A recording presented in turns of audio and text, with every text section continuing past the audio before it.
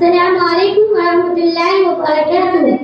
الحمدللہ رب العالمین والصلاة والسلام علی اشرف الانبیاء والمرسلین وعلی آلہ وصحبہ اجمعین.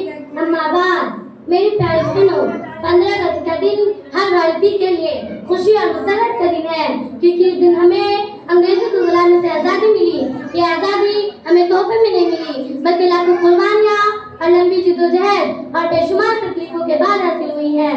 قید و بند کی صحبتیں، گولیاں، پھانسیاں اور جلا وطنیاں برداشت کی گئیں، لیکن ہمارے بہادر مجاہدین نے کبھی ہار نہیں مانی. ان کے دل میں صرف ایک ہی خواب تھا، ایک آزاد بھارت.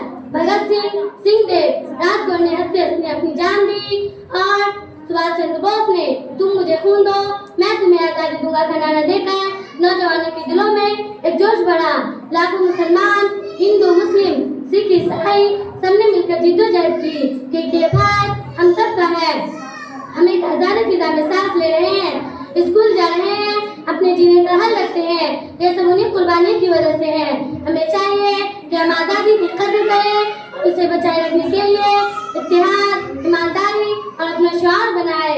آزادی صرف جھنڈے لہرانے کا نام نہیں، بلکہ اپنی پڑھائی زیادہ کرنے کا بھی نام ہے. ہم اپنے دیش کی صفائی رکھیں گے، علم حاصل کریں گے اور دوسروں کا ساتھ دیں گے اور حال میں سچائی کا ساتھ دیں گے. السلام علیکم ورحمۃ اللہ وبرکاتہ.